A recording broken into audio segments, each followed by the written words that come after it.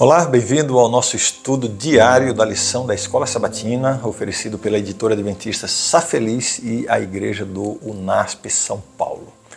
Antes de começar o nosso estudo de hoje, eu quero voltar àquele convite que eu tenho feito já há alguns dias. Quero convidar você a entrar na comunidade de WhatsApp da editora Sá Feliz. Faça parte dessa comunidade. Lá eles fazem a distribuição dos nossos vídeos da Escola Sabatina diariamente, para facilitar para você a visualização e a distribuição entre os seus amigos e grupos do WhatsApp. Além disso, a Sá Feliz disponibiliza também outros materiais interessantes gratuitamente na comunidade.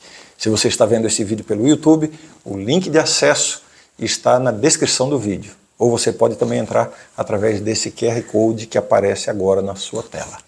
Tá bom? Vamos estudar agora a lição número 6, com o título Eu me levantarei. O verso para memorizar está no Salmo 12, verso 5, que diz assim: Por causa da opressão dos pobres e do gemido dos necessitados, eu me levantarei agora, diz o Senhor, e porei a salvo aquele que anseia por isso. Nós vivemos em um mundo onde, infelizmente, o mal e a injustiça prevalecem. Mas os salmistas, assim como nós, também enfrentaram esses desafios. E eles usaram os salmos como protestos, uma forma de clamar a Deus contra a violência e a opressão. E aqui vemos um Deus que não é indiferente ao sofrimento humano, mas que promete se levantar e agir. Deus é paciente e retém a sua ira, né, e oferece a todos a chance de arrependimento, como está mencionado em 2 Pedro 3,9. Lembra? O Senhor não retarda a sua promessa, como alguns a consideram demorada. Pelo contrário, Ele é paciente convosco, não querendo que nenhum pereça, senão que todos cheguem ao arrependimento. Deus espera que todos mudem os seus caminhos, mas também sabemos que haverá um dia de juízo, conforme está destacado nos Salmos 96, 13 e 98, 9. Na presença do Senhor, porque vem julgar a terra com justiça, julgará o mundo e com retidão os povos. E esse dia está mais próximo do que pensamos, né? E é essencial para nós confiar em Deus e em suas promessas. Nos Salmos vemos Deus como o justo juiz. Ele promete a libertação dos oprimidos e a destruição dos ímpios. Portanto, enquanto aguardamos o cumprimento dessa promessa, devemos confiar nele. Este salmo, particularmente, nos lembra que, independentemente das circunstâncias, Deus está no controle e Ele se levantará a favor dos oprimidos. Ele é o nosso refúgio e fortaleza, socorro bem presente na tribulação. Salmo 46:1. Lembra? Domingo, o guerreiro majestoso. Vamos então ao nosso estudo, Salmo 18, 76 e 144. Apresenta Deus como um majestoso juiz, não é?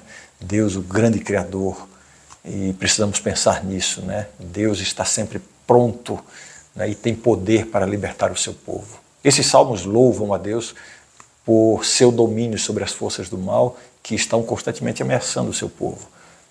Esses salmos apresentam Deus como um guerreiro juiz que está atuando, a ideia de Deus como um guerreiro, né? É muito comum nos salmos e destaca a severidade e urgência da resposta de Deus aos sofrimentos do seu povo. Por isso, no Salmo 18 encontramos, por exemplo, descrições do poder de Deus em ação. O Altíssimo levantou a sua voz e houve granizo e brasas de fogo, atirou as suas flechas, né, espalhou os seus inimigos, multiplicou os seus raios e os dispersou. Essas imagens nos lembram que, diante da adversidade, não estamos sozinhos. Deus está ativamente envolvido na luta contra o mal, defendendo e libertando os seus filhos. Isso não só reforça o cuidado e a compaixão de Deus pelos sofredores, mas também a sua capacidade para derrotar o mal. Interessante é que mesmo Davi, né, conhecido por suas habilidades de guerra, ele reconheceu que sua verdadeira força vinha de Deus. Ele sempre louvou ao Senhor como o verdadeiro libertador. E essa atitude humilde de Davi é um exemplo para todos nós, né? Reconhecer que a nossa força, a nossa vitória vem de Deus e não de nós mesmos. Assim, os salmos nos ensinam a confiar inteiramente em Deus, não apenas como nosso refúgio, mas também como nosso libertador ativo, né? Esses salmos nos convidam a olhar para Deus e para além das aparências, né? E reconhecer a mão poderosa de Deus se movendo de maneira extraordinária em nosso favor. Então, hoje pense nisso, como essa imagem de Deus, como um guerreiro majestoso e juiz, afeta a sua fé e a sua forma de enfrentar os desafios. Lembre-se, não importa o quão desafiadora seja a batalha, Deus está lutando por você. Hoje nós vamos refletir sobre um tema muito importante, que é sobre a justiça para os oprimidos. E vamos concentrar em alguns versículos, né, do Salmo 9, 12, 40, 41 e vários outros salmos. Essas passagens revelam como Deus atua em favor dos vulneráveis, dos pobres necessitados, os oprimidos, os órfãos, as viúvas, os estrangeiros. Os salmistas aqui entendem que Deus tem um cuidado especial pelos marginalizados. Essa preocupação não era apenas um aspecto isolado da fé, mas um tema central e refletido em toda a Bíblia. Por exemplo, no Salmo 41, vemos a promessa de bênção para aqueles que cuidam dos desfavorecidos. Diz, bem-aventurado aquele que tem consideração pelo pobre. No dia do mal, o Senhor o livrará. Já está no verso 1 essa declaração. Isso reflete uma verdade profunda sobre o caráter de Deus. Ele é um Deus de justiça que se preocupa com as pessoas mais vulneráveis. A expressão pobres e necessitados, frequentemente usada nos Salmos, vai além da pobreza material. Ela abrange também a vulnerabilidade e o desamparo, né? Tem a ver com a compaixão de Deus por essas pessoas. Esses salmos nos lembram que todos somos dependentes de Deus, independentemente da nossa situação material ou social. O cuidado pelos desfavorecidos não é apenas uma boa ação da nossa parte, é um reflexo da fidelidade ao próprio Deus. Na cultura bíblica, prejudicar os vulneráveis era considerado um pecado muito grave. E assim os salmos nos incentivam a sermos a voz dos que não têm voz e a lutarmos contra toda forma de opressão e injustiça. Esses salmos também nos lembram da nossa responsabilidade como seguidores de Cristo. Jesus se identificou com os pobres e sofredores e através de sua vinda e dos seus ensinamentos, ele nos mostrou como viver uma vida de serviço e de compaixão com essas pessoas. Hoje eu quero que você pense sobre isso. Como nós podemos viver de maneira que reflita o coração de Deus pelos oprimidos, pelos pobres, pelos desfavorecidos. Como podemos usar os nossos recursos, nosso tempo, né, para fazer a diferença na vida dos mais vulneráveis. Lembre-se que ao servir aos outros, nós estamos servindo a Cristo. Que possamos ser as mãos e os pés de Jesus nesse nosso mundo que tem tantas pessoas necessitadas.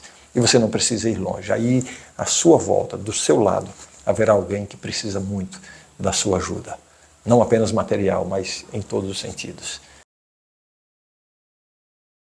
Terça-feira, até quando julgarão injustamente? Muito bem, vamos ao nosso estudo de hoje, que está baseada no Salmo 82. Trata de um tema muito crítico, a responsabilidade dos líderes em manter a justiça e a retidão. Esse salmo confronta diretamente os líderes que perseveram a justiça ou que pervertem a justiça e oprimem os menos favorecidos. Esse salmo é um diálogo direto de Deus com os líderes de Israel. Aqui Deus os desafia sobre a maneira como estão julgando o povo, especialmente os mais fracos e vulneráveis. Deus os acusa de julgar injustamente e de favorecer os ímpios. A mensagem é clara. A justiça divina se opõe à injustiça humana. Neste salmo, Deus questiona os líderes. Até quando julgarão injustamente e mostrarão parcialidade aos ímpios? Verso 2. Esta é uma pergunta que ressoa de maneira muito clara hoje. Vivemos em um mundo onde frequentemente aqueles que estão no poder falham em proteger os seus liderados ou as pessoas mais vulneráveis. E aí precisamos lembrar que Deus se preocupa profundamente com a justiça e condena tremendamente aqueles que são contra a justiça. Os líderes descritos como deuses nos versos 1 e 6, no sentido de que eles têm autoridade e poder que são dados a Deus, ou que são dados por Deus. No entanto, essa autoridade vem junto com uma grande responsabilidade. Eles têm que usar esse poder para promover a justiça e proteger os mais fracos. E quando eles falham nisso, eles vão enfrentar o julgamento de Deus. Este salmo é um lembrete para todos nós, não apenas para os líderes. Todos nós temos a responsabilidade de buscar a prática da justiça, defender os oprimidos. Como seguidores de Cristo, devemos refletir o caráter de Deus em nossas ações e em nossas decisões. Então, pense nisso hoje. Como podemos ser agentes de justiça em nosso próprio contexto?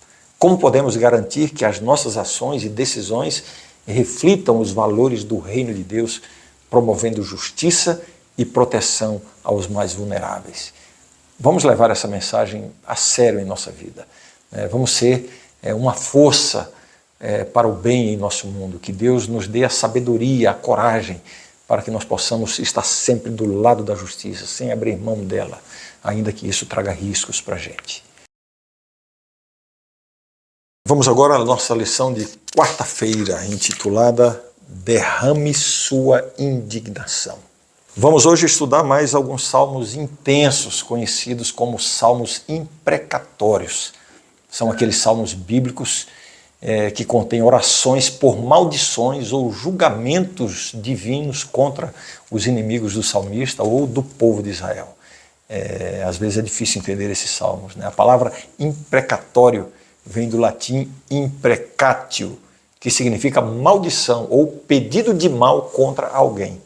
Estes salmos são caracterizados por sua linguagem intensa e os seus pedidos de retribuição contra os opressores. Alguns exemplos são os salmos 58, 69, 83, 94 e 137. Eles remetem à dor e à indignação diante do mal e da injustiça. O salmista clama para Deus destruir os inimigos.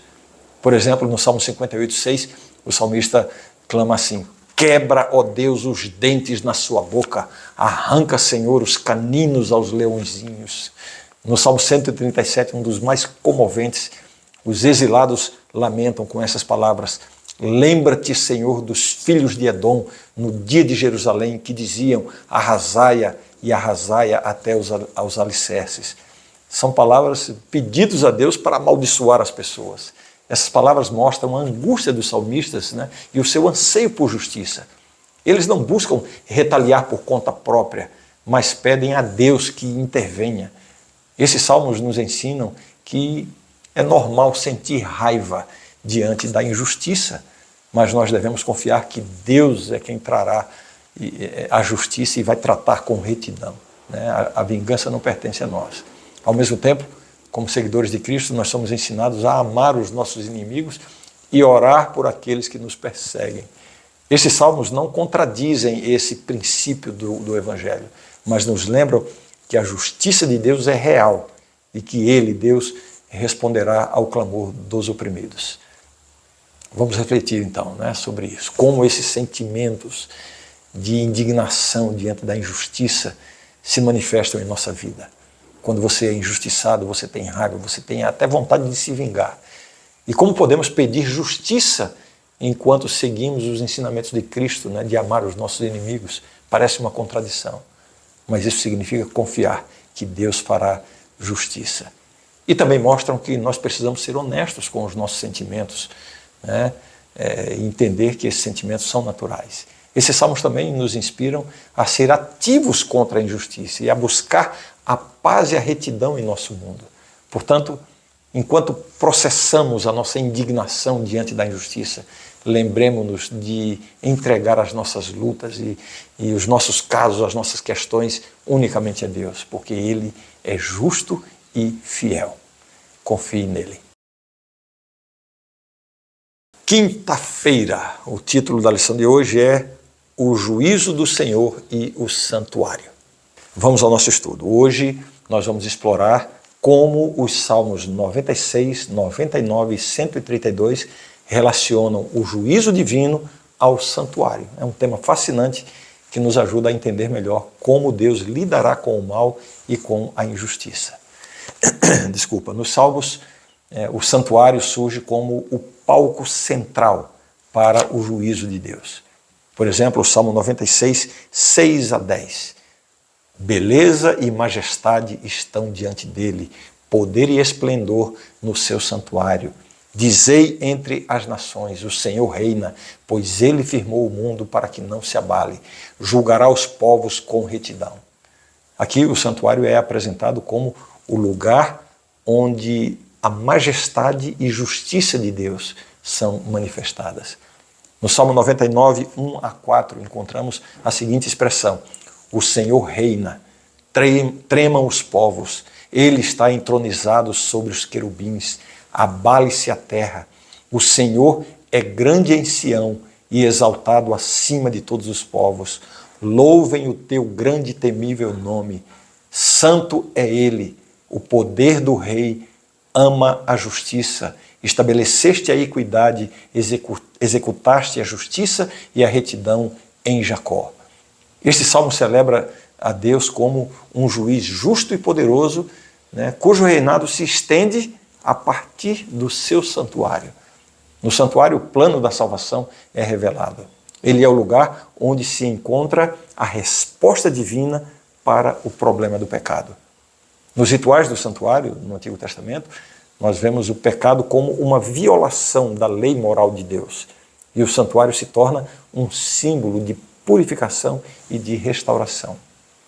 Além disso, o santuário nos lembra que Deus não apenas perdoa pecados, mas também se vinga da maldade persistente, da injustiça. Isso é evidenciado no Salmo 99, 8.